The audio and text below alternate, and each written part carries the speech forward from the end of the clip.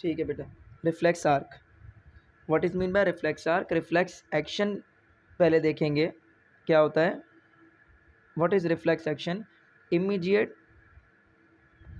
Automatic involuntary response of या to the external and internal environmental change.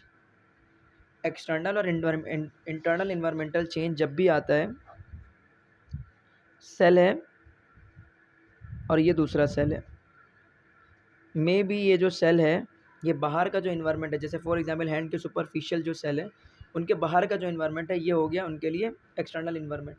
और sales के दरमियान में इंटरसेलुलर स्पेसेस जो होता है ये भी क्या हो गया, सेल का इन्वायरमेंट हो गया। तो सेल के इन्वायरमेंट में जैसे ही चेंज आता है, ये बात हमने पढ़ी है कि सेल के ऊपर क्या लगे होते हैं, receptors. Receptors that act as transducers. वो एक्सटर्नल इन्वायरमेंट में आने वाले चेंज की वजह से जो पैदा होने वाली एनर्जी होती है जो कि नॉर्मल एनर्जी से थोड़ी डिफरेंट होती है उसको डिटेक्ट करेगा, और वो एक थ्रेशोल्ड के लेवल की होनी चाहिए जिसको हम थ्रेशोल्ड कहते हैं। तो इसमें क्या होगा, ये कन्वर्ट करेगा उस एनर्जी को स्टिमुलस में, सही है। और ये स्टिमुलस क्या करेगा, इरिटेशन प्रोड्यूस करेगा इस सेल के साइटोप्लाज्म में, और इरिटेशन की वजह से ये क्या करेगा, रिफ्लेक्स, ये आपके पास क्या करेगा, उसका रिस्पॉन्स शो करेगा, सही है। So what is mean by a reflex action? Immediate automatic and involuntary response to external and the internal environmental change. Nervous system किसी भी बॉडी पार्ट में जहाँ पर कोई भी स्टिमुलस रिसीव हुआ है, अगर उस स्टिमुलस का रिस्पॉन्स, अगर उस system, basically what is reflex? Response. Reflex action मतलब जो रिस्पॉन्स शो हो रहा है उसके बारे में बता रहे हैं कि ये रिस्पॉन्स अगर आपके पास इमीडिएट हो, ऑटोमेटिक हो, इनवॉलेंट्री हो, मतलब हमारे बस में नहीं है, खुद ब खुद हो रहा है और बहुत तेज़ी के साथ हो रहा है, ऑटोमेटिकली चल रहा है। कब ये रिस्पॉन्स शो करेगा नर्वस सिस्टम, कब ये मूवमेंट शो करेगी नर्वस सिस्टम, कब आपके पास नर्वस सिस्टम बॉडी के किसी पार्ट को अगर इमीडिएट या ऑटोमेटिक और इनवॉलेंटरी रिस्पॉन्स को शो करा रहा है, तो एक्सटर्नल और एक्सटर्नल इन्वायरमेंट में या इंटरनल इन्वायरमेंट में क्या आया होगा, चेंज, सही है। मतलब बेसिकली सेल के नॉर्मल इन्वायरमेंट से हटकर अगर कोई इन्वायरमेंट बन जाता है सेल के साइटोप्लाज्म के अंदर, वो कैसे हो सकता है, डायरेक्टली सेल के साइटोप्लाज्म में आपने तब्दीली कर दी हो, एक्सटर्नल इन्वायरमेंट में कोई चेंज आया उसको डिटेक्ट कर लिया हो किसने, आपके पास जो सेल है उसने डिटेक्ट कर लिया हो, तो बेसिकली वो क्या करेगा, उसका रिस्पॉन्स शो करेगा, उसके ख़िलाफ़ या उसके एवज़ क्या करेगा, मूवमेंट शो करेगा, रिफ्लेक्स देगा। और इसी एक्शन को, इसी काम को हम क्या कहते हैं, ये जो मूवमेंट है, ये जो रिस्पॉन्स है, इसी को हम क्या कहेंगे, रिफ्लेक्स एक्शन कहेंगे। और ये रिफ्लेक्स एक्शन आपके पास इमीडिएट होता है, ऑटोमेटिक होता है और इनवॉलेंट्री होता है। The path of a nerve impulse during the path of nerve impulse, the path of nerve impulse during the reflex action is called reflex arc. अभी हम लोगों ने नर्व इम्पल्स का पाथ देखा था, प्री साइनेप्टिक न्यूरॉन से synaptic cleft, synaptic cleft से कहाँ जाता है, पोस्ट साइनेप्टिक न्यूरॉन पर। तो the path of a nerve impulse during the reflex action is called reflex arc, यानी कि जब इमीडिएट एक्शन कोई बॉडी अपना रिस्पॉन्स इमीडिएट शो करती है, ऑटोमेटिक शो करती है, इनवॉलेंट्री शो करती है, ठीक है, तो उस वक्त जो उसका इम्पल्स प्री साइनेप्टिक न्यूरॉन से पोस्ट साइनेप्टिक न्यूरॉन तक या प्री साइनेप्टिक टर्मिनल से पोस्ट साइनेप्टिक टर्मिनल तक आता है, तो ये जो पूरा रास्ता उसका कवर होता है ये क्या कहलाएगा, रिफ्लेक्स आर्क। ये क्या कहलाएगा, reflex arc. The path of the nerve impulse, वो जो नर्व इम्पल्स जो कि एक न्यूरॉन में था, ठीक है, वो कहाँ तक जाएगा, रिस्पॉन्ड करने वाले ऑर्गन तक जाएगा। और ये पूरा रास्ता कि आपके पास नर्व इम्पल्स इस इमीडिएट एक्शन का जिधर जनरेट हुआ उधर से ले करके जिस जगह से रिस्पॉन्स शो किया, तो जहाँ पर आपके पास क्या जनरेट हुआ था, इम्पल्स जनरेट हुआ, इम्पल्स जहाँ डिटेक्ट हुआ वहाँ से लेकर इम्पल्स का एक्शन इफेक्टर ऑर्गन तक जो नर्व इम्पल्स की मूवमेंट है, इस कंप्लीट मूवमेंट को हम क्या कहेंगे, रिफ्लेक्स आर्क कहेंगे, सही है। So the path of a nerve impulse during the reflex action. तो रिफ्लेक्स एक्शन में क्या क्या चीज़ें इन्वॉल्व होती हैं अभी हम देखते हैं। रिफ्लेक्स एक्शन के 3 मेन कंपोनेंट होते हैं, रिसेप्टर, उसके बाद सेंसरी पार्ट, और उसके बाद क्या होता है, इफेक्टर पार्ट, सही है। बाज़ औक़ात जो सेंसरी पार्ट होता है ना, वो बीच में आपके पास जो है सेंसरी न्यूरॉन है, बीच में आपके पास मोटर न्यूरॉन, इंटर न्यूरॉन नहीं आते, मोटर न्यूरॉन आ जाते हैं, सही है। मतलब डायरेक्टली सेंसरी न्यूरॉन है, फिर डायरेक्टली मोटर न्यूरॉन आ गया, इंटर न्यूरॉन नहीं आया। तो इस कंडीशन में ये जो आपके पास रिफ्लेक्स शो होगा, अगर फॉर एग्जांपल अगर कोई रिफ्लेक्स ऐसा है कि रिसेप्टर है, रिसेप्टर किसके साथ कनेक्ट है? प्री साइनेप्टिक न्यूरॉन के साथ, मतलब सेंसरी न्यूरॉन के साथ। Then sensory neuron directly motor neuron के साथ कनेक्ट है और मोटर न्यूरॉन डायरेक्टली इफेक्टर के साथ कनेक्ट है।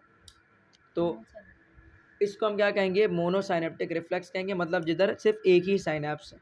प्री साइनेप्टिक यानी कि आपके पास सेंसरी न्यूरॉन, और पोस्ट साइनेप्टिक न्यूरॉन मतलब मोटर न्यूरॉन, बस इनके दरमियान में सिर्फ साइनेप्स और कहीं भी साइनेप्स नहीं है। बाज़-औक़ात रिफ्लेक्स सेक्शन इतना भी छोटे से पाथ में मूव हो जाता है आपके पास। A typical reflex arc include the 5 fundamental parts. Main 3 होते हैं लेकिन फंडामेंटल्स 5 होते हैं, मतलब 5 चीज़ों का होना ज़रूरी है। पहला रिसेप्टर, दूसरा जो डिटेक्ट करेगा इम्पल्स को, दूसरा सेंसरी न्यूरॉन जो लेकर के जाएगा इंटर न्यूरॉन तक, उसके बाद तीसरा यानी कि 1 2 3 4, उसके बाद मोटर न्यूरॉन का होना चाहिए जो कि इंटर न्यूरॉन से कमांड को लेकर के आएगा कि रिस्पॉन्स कैसा शो करना है, ठीक है, मूवमेंट कैसी करनी है, रिस्पॉन्स कैसा देना है। ये मोटर न्यूरॉन ला करके किसको दे देगा? इफेक्टर को, और इफेक्टर इफेक्ट वैसे ही करेगा, शो वैसे ही करेगा रिस्पॉन्स को। अब यहाँ पर ये पूरा पार्ट हो गया रिफ्लेक्स आर्क का।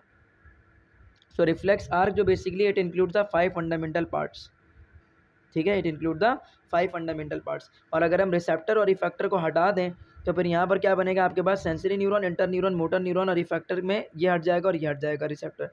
अच्छा, जब मोनोसाइनेप्टिक रिफ्लेक्स होगा तो कौन हट जाएगा? Inter neuron. मोनोसाइनेप्टिक रिफ्लेक्स में सबसे पहले होगा रिसेप्टर, फिर सेंसरी न्यूरॉन, फिर आपके पास डायरेक्टली मोटर न्यूरॉन और फिर इफेक्टर। और अगर हम आपके पास यहाँ पर बेटा उसको सिनेरियो को एक्सप्लेन करें, if one unexpectedly touches a hot object, the hand is rapidly removed from the source of heat. Receptors in the skin of the hand are activated by the heat of object, पहली चीज़। The receptor stimulate a sensory neuron, दूसरी चीज़। Leading to a spinal cord via spinal nerve, ये पूरा आपके पास sensory neuron में include है, sensory pathway. The cell body of a sensory neuron is outside of the cord, ये हमने पहले पढ़ा हुआ है। Sensory neuron enter the dorsal nerve root of the spinal cord, the impulse then crosses a synapse to an interneuron. फिर कहाँ आ जाएगा इम्पल्स? आपके पास सेंसरी न्यूरॉन से इंटर न्यूरॉन में आ जाएगा। वो इंटर न्यूरॉन जो कि आपके पास कहाँ पर पड़ा हुआ है बेटा? इस स्पाइनल कॉर्ड के अंदर, ये रहा, रेड से शो किया, ठीक है, which lies completely within a cord. The impulse travels along the interneuron and then passes across the synapse to the dendrites and the cell body of a motor neuron which lies within a spinal cord. अब एक और एक चीज़ ये बात देखें कि जो inter neuron है ये मोटर न्यूरॉन से जब साइनेप्स करेगा तो मोटर न्यूरॉन की सेल बॉडी, देखो लिखा हुआ है which lies completely with in a cord. ये तो इंटर न्यूरॉन तो कम्प्लीटली कॉर्ड में होता है, मतलब आपके पास स्पाइनल कॉर्ड में। जो इम्पल्स है जब ट्रैवल कर रहा होता है कहाँ से? इंटर न्यूरॉन से, और जब वो पास हो रहा होता है साइनेप्स के थ्रू और फिर जा रहा होता है डेंड्राइट्स में, किसके? और सेल बॉडी में जाएगा किसके? मोटर न्यूरॉन के, which lies in a spinal cord. तो डेंड्राइट्स और cell body of a motor neuron किधर लाया करती है? स्पाइनल कॉर्ड में ही होती है, सही है। तो पहला साइनेप्स सेंसरी न्यूरॉन का इंटर न्यूरॉन के साथ कहाँ पर होता है? आपके पास यहीं पर चल रहा होता है। उसके बाद इंटर न्यूरॉन का मोटर न्यूरॉन के डेंड्राइट्स के साथ साइनेप्स कहाँ पर होता है? स्पाइनल कॉर्ड में ही होता है, ठीक है। The motor neuron eventually branches to form a synapse. अब मोटर न्यूरॉन क्या करेगा? Eventually branches to form a synapse with the several muscle sales.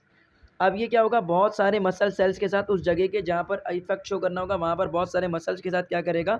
Muscle fibres के साथ बेसिकली, क्योंकि ये फिंगर है ना, फॉर एग्जांपल इससे अगर रिस्पॉन्स शो करना है तो इधर एक फाइबर तो नहीं है, बहुत सारे मसल्स के फाइबर होंगे। तो जो मोटर न्यूरॉन है वो यहाँ पर पड़े हुए तमाम के तमाम बहुत सारे जो मसल फाइबर्स हैं सब के साथ क्या करेगा? आपके पास साइनेप्स करेगा।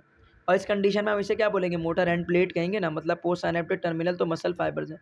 तो बहुत सारे आपके पास मसल फाइबर्स के साथ जो मोटर न्यूरॉन है वो साइनेप्स करेगा ताकि सारे के सारे फोर्सफुल मूवमेंट शो करें, फोर्सफुल रिस्पॉन्स शो, ठीक है। An effector the nerve impulse then moves along the motor neuron to the muscle which causes them to contract. अब जो नर्व इम्पल्स है ये क्या होगा? Move along the motor neuron to the muscle. पहले आपके पास इम्पल्स मूव किया सेंसरी न्यूरॉन से गया इंटर न्यूरॉन से फिर कहाँ गया? मोटर न्यूरॉन, और मोटर न्यूरॉन के बाद फिर इफेक्टर से रिस्पॉन्स शो हो गया, सही है। तो ये था रिफ्लेक्स आर्क आपके पास। और आपसे पूछते हैं what are the types of reflexes. तो there are 2 types of reflexes, ठीक है। सोमैटिक नर्वस सिस्टम में अगर रिफ्लेक्स जनरेट होगा तो उसको हम कहेंगे जो कि सोमैटिक नर्वस सिस्टम जो कि मसल्स के अंदर डिस्ट्रीब्यूट हुआ होता है, अगर इसमें रिफ्लेक्स आपके पास जनरेट होता है तो उसे हम कहेंगे सोमैटिक रिफ्लेक्स। और ऑटोनॉमिक नर्वस सिस्टम में अगर रिफ्लेक्स जो है वो आपके पास जनरेट हो रहा है जो कि इंटरनल ऑर्गन में डिस्ट्रीब्यूट हुआ होता है ऑटोनॉमिक नर्वस सिस्टम, तो वहाँ पर जो रिफ्लेक्स होगा उस रिफ्लेक्स को हम कहेंगे ऑटोनॉमिक रिफ्लेक्स। और सोमैटिक नर्वस सिस्टम के अंदर जो रिफ्लेक्स एक्शन मतलब इमीडिएट रिस्पॉन्स जो शो होगा, मसल जो इमीडिएट रिस्पॉन्स को शो करेंगे, ठीक है, तो उस वक्त जो आपके पास रिफ्लेक्स एक्शन होगा वो कहलाएगा सोमैटिक रिफ्लेक्स एक्शन, सही है। और जो पाथ होगा उसका पूरे के पूरे आपके पास इम्पल्स का जो कि ट्रांसमिट होगा, सही है, from the presynaptic neuron to the synaptic cleft and synaptic cleft to the postsynaptic neuron, उसको हम क्या कहेंगे, सोमैटिक रिफ्लेक्स आर्क। और ऑटोनॉमिक नर्वस सिस्टम में जो रिफ्लेक्स होगा वो क्या कहलाएगा, ऑटोनॉमिक रिफ्लेक्स। और ऑटोनॉमिक नर्वस सिस्टम में जो रिफ्लेक्स एक्शन होगा वो कहलाएगा ऑटोनॉमिक रिफ्लेक्स एक्शन। और यहाँ पर जो nerve impulse pre synaptic neuron से साइनेप्टिक वेजाइकल से पोस्ट साइनेप्टिक न्यूरॉन तक आएगा, तो ये पूरा जो पाथवे कहलाएगा ऑटोनॉमिक नर्वस सिस्टम में किसी एक आपके पास नर्व इम्पल्स का, वो कहलाएगा ऑटोनॉमिक रिफ्लेक्स आर्क आपके पास। ठीक है, सो आई होप सो यहाँ तक बात क्लियर होगी। देन अब इसके आगे इंशाल्लाह प्रोसीड करेंगे।